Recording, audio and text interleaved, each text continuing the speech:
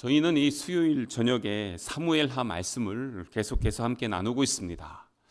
전에 있는 내용들을 잠깐 정리를 해드리면 이제 다윗은 이스라엘의 통합 왕이 되었습니다.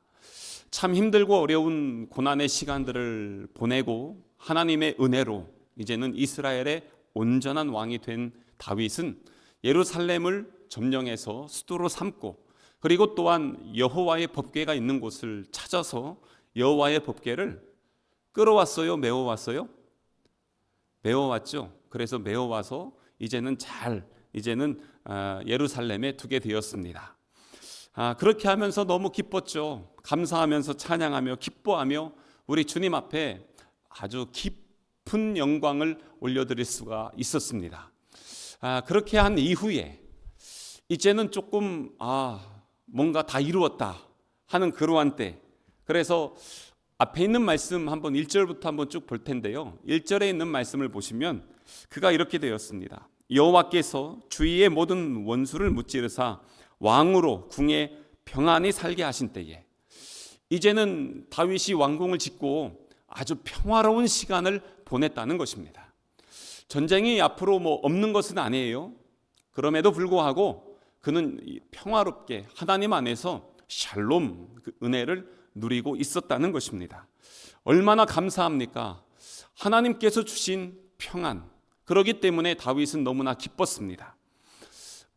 여러분들 혹시 이렇게 좀 삶이 아무런 문제가 없고 이제 모든 것이 다 정리가 되고 좀 이제 평안하게 좀 살만할 때쯤 되면 뭐 하고 싶으세요? 어떻게 살고 싶으세요? 어디 가고 싶으세요? 다윗이 지금 그런 생각할 수 있지 않겠습니까? 야, 이렇게 평안하게 우리 하나님께서 내 고난의 때를 다 지나서 왕으로 세워주시고 수도를 이제는 정해주시고 여호와의 법궤도 들어오고 전쟁에서 이기고 이제 주변에 있는 나라 대적들이 우리를 치지 못하고 있을 이러한 때 너무 좋다. 이제부터 잘 먹고 잘 살자. 이런 여러 가지 생각하지 않겠습니까? 요즘 TV만 틀면은 잘 먹고 잘 사는 거에 대해서 얼마나 많이 나오고 있어요. 참 이게 진짜 신앙인들의 모습이 여기서 나타납니다. 이러한 때에 내가 이제 앞으로 무엇을 해야 될 것인가? 그러면서 내가 사람에게 좋은 일을 할까? 아니면 하나님께 좋은 일을 할까? 내가 사람에게 유익을 구할까? 아니면 우리 하나님의 영광을 위해서 내가 살아가야 될 것인가? 라는 것입니다. 다윗은 이러한 모든 상황 속에서도 그의 마음속에 놓지 않는 게 있었어요. 그게 뭐냐면 내가 지금까지 온 것, 우리 은혜 찬양 있잖아요. 그것처럼 여기까지 왔던 모든 것, 그리고 앞으로 내가 살아갈 모든 것이 하나님의 은혜 아래에 있다는 것, 그것을 그는 결코 잊지 않았습니다. 힘들고 어려운 순간에도 하나님의 은혜의 손길이 있었습니다. 그리고 그가 이기고 승리했습니다. 하나님의 선한 도우심이 있었다는 것을 그는 잊지 않았습니다.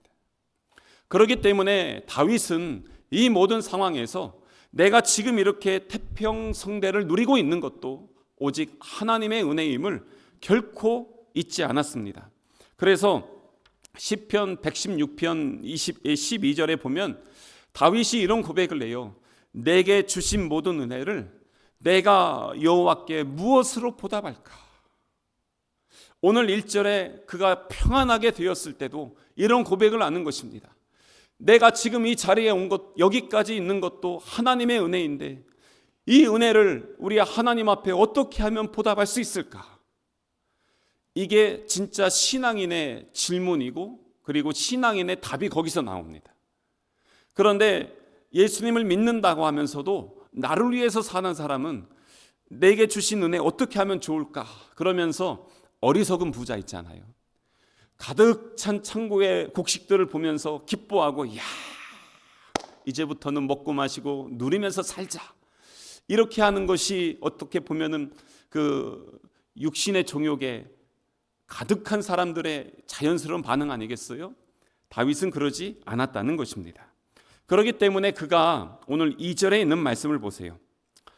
2절에 보면 나단을 부릅니다. 선지자예요. 아마 왕궁 선지자일 것이다. 이렇게 이야기를 하는데 이 왕이 선지자 나단에게 이르되 볼지어다 나는 백향목 궁에서 사는데 하나님의 궤는 휘장 가운데 있도다. 이게 지금 뭐냐면 나는 이렇게 좋은 궁전에서 사는데 여전히 우리 하나님, 그 하나님의 궤는 휘장 가운데서, 그냥 온전한 건물이 없잖아요. 아직 성전이 없을 때잖아요. 그렇기 때문에 그것을 보면서 이 다윗의 마음이 하나님 앞에 죄송한 거예요. 그리고 또한 불편한 거예요. 왜냐하면 나는 이렇게 좋은 데서 사는데 왜 하나님의 궤 여전히 저렇게 초라한 곳에 있어야 되냐. 그것에 대한 상당한 불편함이 있었던 것입니다. 이것을 우리가 일반적으로 이야기할 때 뭐라고 하냐면 거룩한 불편함이라고 합니다. 내가 지금 누리고 있고 내가 살고 있는 이 상황들이 있어요. 환경들이 있습니다. 근데 이것들을 보면서 이제 다른 분들을 봅니다. 그런데 저분들을 보면서 아유, 저렇게 사는 것은 지 복이지, 무관심할 수 있잖아요. 그리고 신경 안 쓸 수 있잖아요. 그런데 어떻습니까? 저 사람들을 보면서 마음 아파하는 것이에요. 그러면서 야, 나는 지금 이렇게 누리고 있는데 저들을 위해서 내가 해줄 수 있는 것이 무엇일까? 저들을 위해서 내가 나눌 수 있는 것이 무엇일까? 참으로 감사했던 것은 회의실 예배 후에 한번 가서 이렇게 보시고 가셔도 괜찮습니다. 광고를 이제 2주 전에 드리면서 화재 지역의 우리 성도들을 위해서 이번에 뭐 옷도 뭐 이런 저런 것도 좋지만 집안에 있는 뭐 그릇들이라도 다 갖다 주시면 저희가 잘 정리해서 보내드리겠습니다. 그랬더니 또 엄청나게 갖고 오셨어요. 전에 그 옷 갖고 오시라고 했을 때 옷을 너무 많이 갖고 와가지고 이제 더 이상 갖고 올 옷이 없다고 그러시는 분들 계셨는데 보니까요, 완전 새 것들도 많이 있어요. 오늘 보니까 처음 들어온 것도 많고 어디선가 얻어오신 것 같은 완전 새 것들 있잖아요. 그런 것들도 참 많이 있었어요. 왜 이런 마음이 있었겠습니까? 우리는 지금 그래도 이렇게 잘 지내고 있는데 집도 모든 것이 불타고 아무것도 남아있지 않는 저들을 보면서 긍휼의 마음이 있는 것이죠. 그 사랑의 마음이 있기 때문에 나누고 싶었던 것입니다. 그렇기 때문에 갖고 오실 수 있었던 것이죠. 그런 것입니다. 하나님이 부르실 때 그 거룩한 부르심인데요, 이게 우리한테는 두렵고 떨림으로 올 때가 있습니다. 그런데 그 마음, 그 하나님의 마음이 우리 안에 들어오면은 저 영혼들을 바라보면서 주님의 마음이 우리 안에서 계속해서 도전하고 감동을 주고 이끌어 주시는 것을 우리는 경험을 하게 됩니다. 그게 거룩한 불편함들인 것이죠. 그래서 진짜 믿음의 사람들은 높아지는 자리, 세상의 영광의 자리, 정욕의 자리에 있으면요, 마음이 편치 않습니다. 오히려 불편합니다. 오히려 낮아지는 자리, 섬김의 자리, 그리고 함께 그렇게 울고 함께 웃는 그 자리가 오히려 편안하고 또 은혜가 있고 사랑이 있게 되는 것입니다. 진짜 믿음의 사람들은 그런 것이죠. 다윗이 지금 어떻습니까? 내가 이렇게 좋은 백향목 궁에서 사는데 우리 하나님이 지금 하나님의 궤가 저러고 있으니 저거 어떻게 하면 좋겠냐라고 이렇게 생각하고 있는 것입니다. 그래서요, 잘 나갈 때, 때로는 선질로 할 때 넘어질까 조심해야 됩니다. 그리고 높아지고자 하는 자 있죠. 그러면은 하나님께서 확 끌어내리실 수 있다는 것 늘 경계하며 조심하면서 우리의 삶의 자리를 지켜봐야 되는 것입니다. 그래서 선지자 나단을 불러서 이 이야기를 하니까 3절에 있는 말씀 보세요. 3절에 나단이 왕께 아뢰되 여호와께서 왕과 함께 계시니 마음에 있는 모든 것을 행하소서. 뭐냐면 이제 다윗이 하나님의 성전을 짓고 싶은데 지금 나단 선지자여, 당신 의견 어떻습니까? 그러니까 나단이 딱 봐도 아니, 하나님을 위해서 이걸 한다고 하는데 선지자가 에이, 하지 마십시오. 그럴 수 있습니까? 그리고 암만 생각해봐도 인간적으로 너무 좋은 생각 아니에요? 그렇기 때문에 지금 이 나단 선지자가 아유, 그거 너무 좋은 생각 같습니다. 여호와께서 지금까지 그 다윗 왕과 함께 하셨으니까, 그러니까 마음에 있는 소원대로 하나님을 위해서 성전을 지으시면 참 좋겠습니다 라고 이렇게 이야기를 하는 것입니다. 그런데 뒤에 있는 내용들 잘 아시겠지만 이렇게까지 했는데요, 하나님께서 어떻게 하셨어요? 반대하셨어요. 아니, 하나님의 전을 짓겠다고 하는데 하나님이 짓지 말라고 하는 것입니다. 제가 오늘 이 말씀을 계속해서 묵상하면서 이야, 이거 우리에게 정말 다시 한번 적용해 봐야 되겠다라는 그러한 생각을 갖게 되었습니다. 제가 지난 주일 오후 예배 때 이렇게 잠깐 광고하면서 말씀드렸던 것처럼 다음 주일 오후 예배 때 옆에 있는 중앙교회 가서 이제 우리 교회의 그 선교 이야기, 선교를 어떻게 준비했고 시작을 했고 진행이 어떻게 됐고 했던 것들을 함께 이제 나눠달라고 해서 이제 가게 됩니다. 그래서 오늘 새벽 예배 끝나고 나서부터 그 동안에 있었던 그 선교 역사 기록들을 다 정리를 하고 있었어요. 이제 계속 정리를 하는데 보니까 너무 감사한 거예요. 야, 어떻게 이렇게 될 수 있었을까? 우리 교회가 뭐 엄청난 부자가 있는 것도 아니고 한 분이 다 해서 한 것도 아니고 그 한 분 한 분의 정말 눈물겨운 헌신과 섬김들이 있었습니다. 그 모든 것들을 통해서 지금까지 하셨고 이제는 되돌아보니까 다른 교회에서도 성남교회가 선교하는 교회다 뭐 이런 얘기들이 당신들 안에서 이렇게 퍼졌었나 봐요. 그래서 거기 있는 성도들이 그랬대요. 목사님, 그 중앙교회 목사님도 저랑 같은 교회 출신이거든요. 서울에 같은 부목사로 있다가 당신은 이쪽으로 오고 저는 이쪽으로 왔으니까 제가 먼저 왔지만, 그러니까 어떻게 같은 교회 출신인데 성남교회는 선교하는데 왜 우리는 안 하냐고 뭐 이런 얘기를 한다는 거예요. 그리고 성남교회는 이렇게 하는데 왜 우리 이거 안 하냐 이런 식의 얘기를 했다는 것입니다. 뭐 우리가 그렇다고 다 잘하는 게 아니고요, 그 목사님도 아주 잘하시는 게 많이 있어요. 달란트가 많으신데 선교에 관련된 부분에선 그런 것입니다. 이제 그러다 보니까 이분이 이제 이렇게 저희를 이제 불러서 그 선교 이야기를 함께 나누게 되는데 쭉 정리를 하면서 너무 감사하면서도 오후에 이 말씀을 다시 묵상합니다. 그런데 우리가 여태까지 성전 건축한다고 하면서 교회를 세운다고 하면서 왔잖아요. 그런데 하나님께서 다윗이 성전을 지금 건축하려고 하는데 다윗아, 너는 아니야. 딱 그러시는 거예요. 아니, 무조건 지으면 다 좋은 거 아닙니까? 언제든 지어도 언제든지 환영해 주셔야 되는 분이 하나님 아니십니까? 그런데 왜 하나님께서 이렇게 하셨을까라는 것입니다. 여러분, 지금 이 성전을 짓고자 하는 것이 누구의 계획입니까? 하나님의 계획이에요? 다윗의 계획이에요? 다윗의 계획이에요. 다윗의 계획이 이루어지는 게 맞습니까? 하나님의 계획과 목적이 이루어지는 게 맞습니까? 하나님이 이루어지는 것이 맞는 것입니다. 그런데 지금 다윗 아무리 좋은 생각을 하고 아무리 선한 것이라도 하나님이 노 하면은 어떻게 해야 됩니까? 하지 말아야 되는 것입니다. 사실 하면은 안 되는 것이죠. 그런데 이거 인간적으로 볼 때는요, 이런 사람들 시험 들 수 있습니다. 아니, 내가 내 모든 것을 다 들여서 하나님의 거룩한 성전을 짓겠다는데 왜 이게 잘못된 것입니까? 그러면은 사실 우리들끼리는 그걸 가지고 누가 뭐라고 하겠습니까?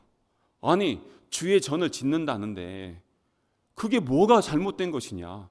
하나님이 이상한 거 아니냐? 이렇게 혹시 착각하실 수도 있다는 것입니다. 그런데 신앙생활을 하다 보면은 이런 게 있어요. 우리가 참 열심히 할 때가 있어요. 정말 열심히 하고 헌신할 때가 있어요.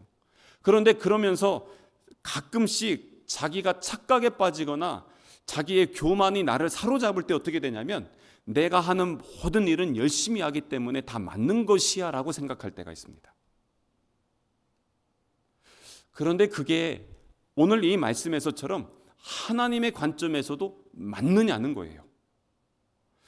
그래서 그것을 한번 쭉 되돌아봤어요. 지금까지 우리가 여기까지 왔는데 하나님이 이끌어 가신 선교였는지 아니면 우리의 목적과 계획과 의도가 있어서 여기까지 오게 되었는지, 그것들을 한번 점검해 보는 그러한 시간이 되었습니다. 우리의 삶도 우리의 신앙의 과정도 그렇습니다. 내가 열심히 하고 내가 많이 드리고 내가 헌신하고 그렇게 했어요. 그런다고 해서 그것이 나의 열심인지 하나님의 마음이고 하나님의 뜻인지 한번 하나님 앞에 얼마나 여쭤보셨어요? 여기에 있는 말씀만 최소한으로 보면 다윗은 그 마음에 그것이 있었고 또한 나단에게도 물어봤지만 둘 다 인간적으로 마음이 통했지만 하나님이 그걸 기뻐하지 않으셨다는 것을 우리는 기억해야 될 것입니다.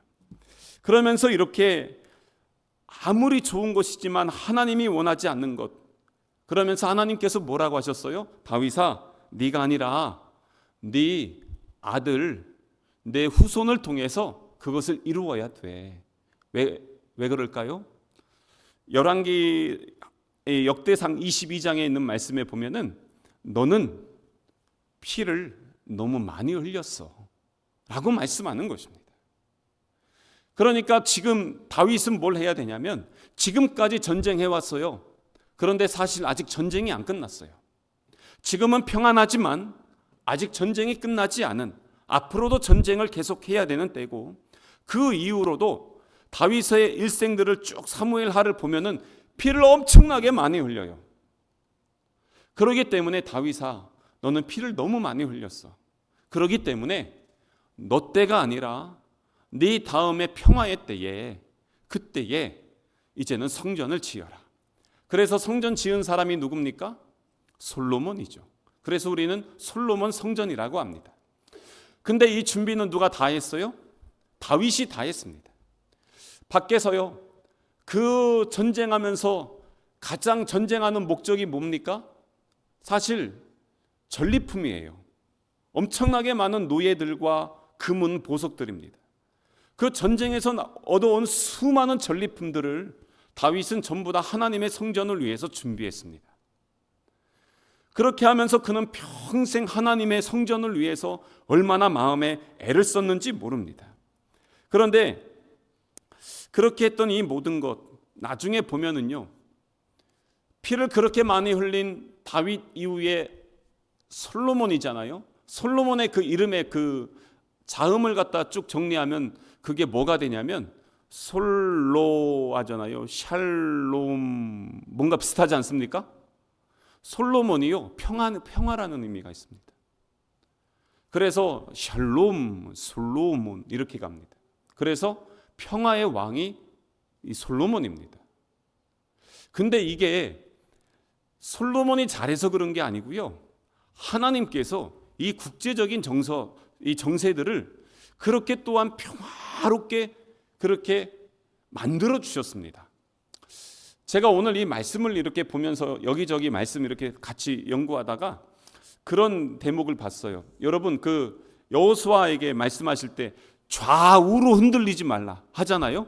보통 우리가 이것을 어떻게 합니까? 여기저기 기웃거리지 말라, 뭐 이런 의미로도 보지요. 그런데 여호수아 때나 다윗 때나 지금 이스라엘이죠. 이스라엘의 지도로 해서 기준으로 좌로 가면 어디가 나오냐면 애굽이 나옵니다. 우로 가면은요, 메소포타미아들이 나옵니다. 문명이죠. 이집트 문명과 메소포타미아 문명의 가운데 끼어 있어서 애굽이 커져도 위협을 당하고 메소포타미아 문명이 커져도 위협을 당하는 것이 여호수아의 상황이었습니다. 지난주에 제가 공부하면서였나요? 금요일에 이스라엘이요, 북쪽으로 해서 쭉 올라가면 유럽이고요, 서쪽으로 해서 가면은 이집트, 아프리카고요, 동쪽으로 가면은 아시아입니다. 중간에 껴 있습니다. 언제든지 화약고입니다. 그렇기 때문에 국제적인 정세에 따라서 이 나라의 흥망성쇠의 영향을 엄청나게 많이 받습니다. 그런데 다윗의 때와 솔로몬의 때는요, 이 애굽 왕조나 메소포타미아 왕조 이쪽의 왕조들이 다 힘을 못 쓰고 있을 때예요. 그래서 자기들끼리 그러느라고 침략을 못해서 너무나 평안하고 안정적인 때였습니다. 이게 좌우로 치우치지 않을 수 있었던 때였던 것입니다. 근데 이것을 누가 이렇게 만들어 주셨을까요? 하나님이 그렇게 역사를 주관하여 주셔서 다윗 때 그리고 솔로몬 때 샬롬의 안정과 은혜를 누리게 해주셨다는 것입니다. 그렇기 때문에 하나님의 성전을 지을 수가 있었죠. 그 마음, 성전을 짓고자 하는 그 마음에 하나님께서 이스라엘뿐만 아니라 주변에 있는 나라들까지 그렇게 모든 것을 평안하고 안정되게 하면서 너무나 좋게 성전을 지을 수 있는 여건을 세워주셨던 것입니다. 그래서 이 성전 있잖아요. 장막이 이 모든 것이 하나님의 뜻과 계획대로 잘 되어지면서 한번 여러분 생각해 보세요. 다윗은 피를 너무 많이 흘려서 성전을 지으면 안 되지만 하나님께서 다윗의 마음을 받아주셨을까요? 안 받아주셨을까요? 어땠을 것 같아요? 그 마음은 받아주셨을까요? 안 받아주셨을까요? 받아주십니다. 그래서 오늘 우리가 읽은 본문 있죠? 그것을 뭐라고 하냐면 다윗 언약이라고 합니다. 하나님이, 창조주이신 하나님이 인간하고 언약을 맺습니다. 그러면은 누가 이득이에요? 인간이 이득이에요. 왜요? 하나님은 시건하지 않는 분이에요. 거짓말하지 않는 분이고요. 말씀하시면 다 이루시는 분이십니다. 그런데 하나님께서 지금까지 여기까지요. 언약, 계약을 맺는 사건이 3번 나옵니다. 첫 번째가 누구냐면 아브라함입니다. 아브라함을 불러서 내가 너로 큰 민족을 이루게 하고 하면서 하늘의 별을 봐라, 땅의 이 모래를 봐라, 내 후손이 이와 같이 될 것이다 하면서 했던 그 약속, 언약들을 창세기에서 합니다. 그리고 그것을 이루어 가십니다. 그래서 입애굽할 때 70명이 출애굽할 때 60만 3,550명이 되면서 민족을 이루게 하시고 지금 이제 광야를 지나서 가나안 땅에 정착하게 하면서 다윗 때에 왕조를 이루게 하십니다. 그게 하나님이 아브라함에게 주셨던 약속의 말씀이 이루어지는 것입니다. 두 번째 계약을 할 때가 언제였냐면 출애굽기 19장의 시내산 언약입니다. 출애굽하고 나서 한 달 만에 시내산에 도착을 해요. 그리고 거기에서 우리 하나님께서 2가지를 하라고 하십니다. 하나는 뭐냐면 성막을 만들어라. 그리고 하나님께서 모세를 불러다가 율법을 주십니다. 그러면서 뭐라고 하냐면 너희는 내게 대하여 제사장 나라가 되고 거룩한 하나님의 백성이 될 것이다 라고 말씀하십니다. 그것을 시내산 언약이라고 합니다. 큰 틀에서는 제사장 나라의 하나님의 비전을 이 이스라엘 백성들에게 주셨습니다. 430년 동안 포로 생활했던 사람들에게 하나님의 꿈과 비전을 주시고 그것을 훈련시키시기 위해서 광야 40년을 하나님께서 그들을 교육을 시켜주셨습니다. 그게 바로 시내산 언약이고요. 그 말씀대로 그대로 살아서 승리했던 사람들이 바로 여호수아 말씀이고 그 교육을 해서 잘 성공했던 사람들이 룻기에 나오는 것입니다. 그런데 그것이 사울 왕 때 깨지고 무너졌는데 그것을 다시 세운 사람이 누구냐면 다윗입니다. 하나님께서 그게 너무 기뻤던 거예요. 하나님의 마음의 앞에서 하나님의 뜻을 이루기 위해 하나님의 그 출애굽기, 레위기, 민수기, 신명기에 있는 말씀이 그대로 내 삶에 우리 왕국에 이루어지기 위해서 다윗은 지난주에 말씀 나눌 때 어땠어요? 여호와의 법궤가 올 때 자기가 맨 앞에 가잖아요. 신하처럼. 그리고 여호와의 법궤가 오는데 거기서 기뻐하면서 찬양하면서 이 나라의 왕이 누구이셔요? 하나님이심을 공식적으로 고백하면서 행동으로 찬양하며 영광 올려드렸잖아요. 그게 다윗의 마음이었어요. 그걸 우리 하나님이 너무 기뻐하셨어요. 그리고 오늘도 그 마찬가지예요. 그래서 여기에서 하나님께서 그 축복들이 쭉 있는데 이 말씀들을 보면서 이런 소망을 갖고 한번 보시면 어떨까요?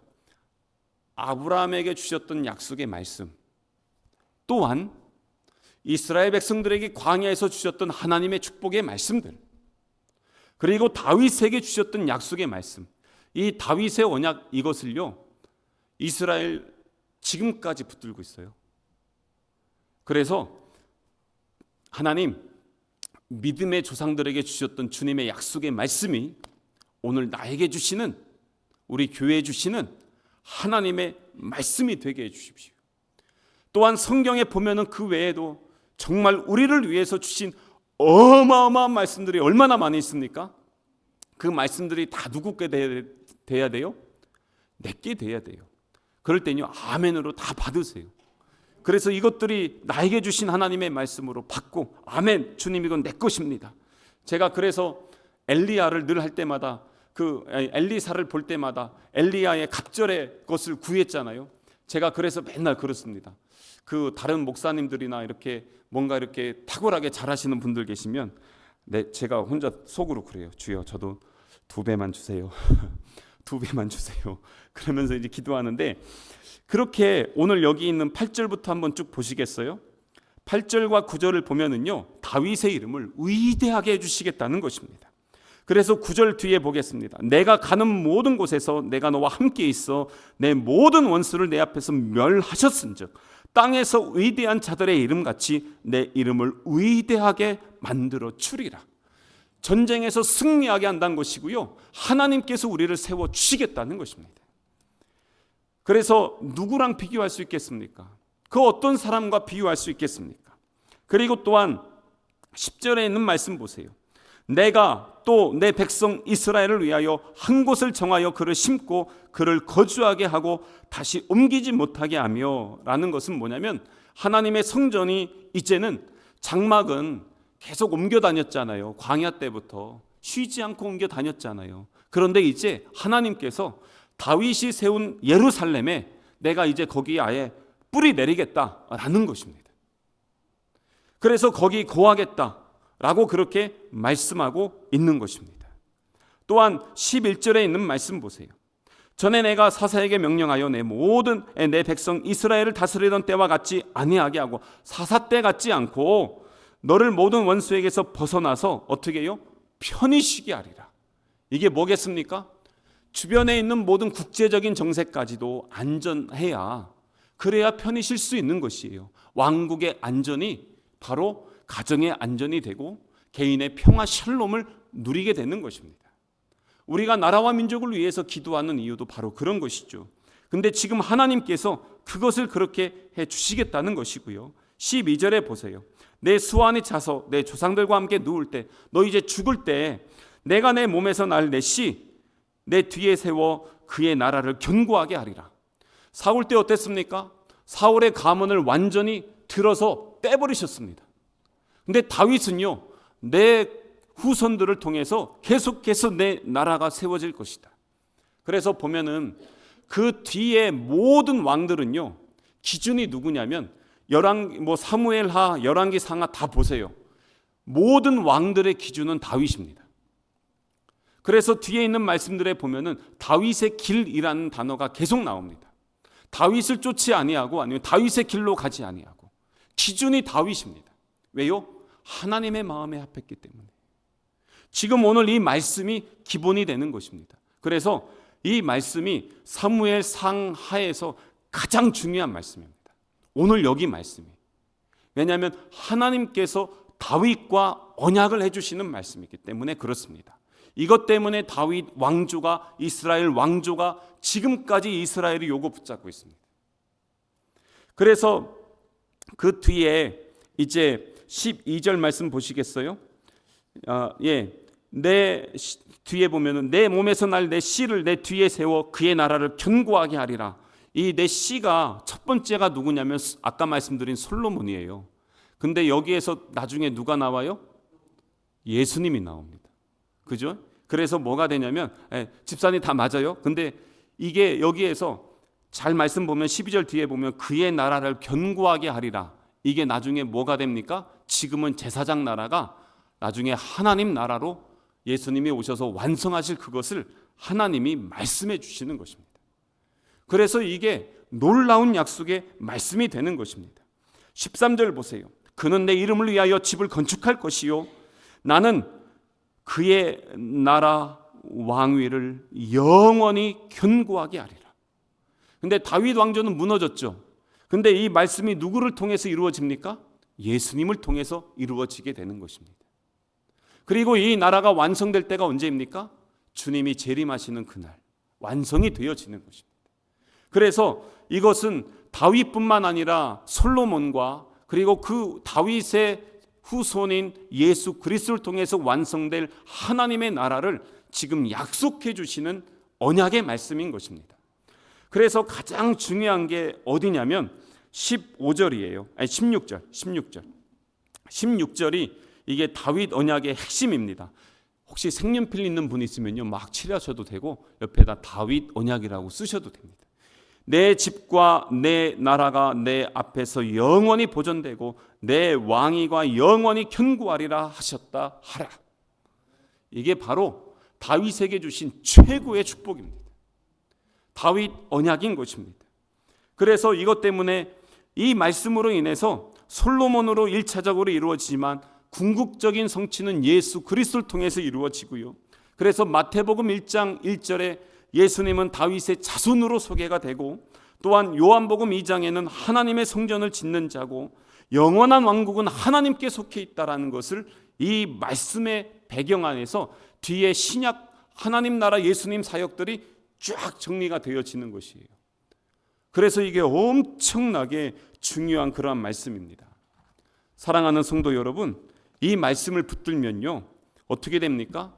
우리도 예수 그리스도를 믿으면 하나님 나라의 백성이 된다는 것입니다.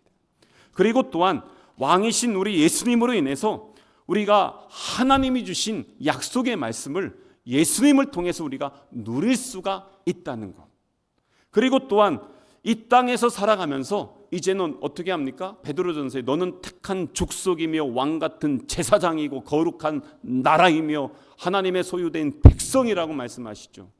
그게 아멘으로 받으면 내 것이 되는 것입니다. 그게 바로 우리의 신분이고 우리의 지위이고 우리의 삶이 되는 것입니다. 그래서 주님이 주신 약속의 말씀이 이루어질 그날을 소망하면서 영원히 세워지리라는 그 말씀을 붙들고 오늘도 소망 중에 주의 길을 걸어가게 되는 것이죠. 그래서 우리 다윗에게 주신 그 약속의 말씀이 너무 부럽지 않습니까? 제가 이 말씀 마지막에는요 묵상하다 그랬어요. 주님, 저에게 주신 약속의 말씀이 이루어지게 해주십시오. 우리 교회에 주신 약속의 말씀이 이루어지게 하여 주시고, 여러분 이 시간 이제 기도하실 텐데 기도하시면서 주님, 나에게 주신 약속의 말씀을 붙들고 기도하세요. 올해 혹시 여러분들 약속의 말씀 있잖아요. 받으신 거 있잖아요. 붙들고 좀 기도하세요. 이미 받은 줄로 믿고 기도하시고 성취된 하나님의 약속의 말씀을 가지고 이 시간에 우리가 함께 기도하며 나아가길 원합니다.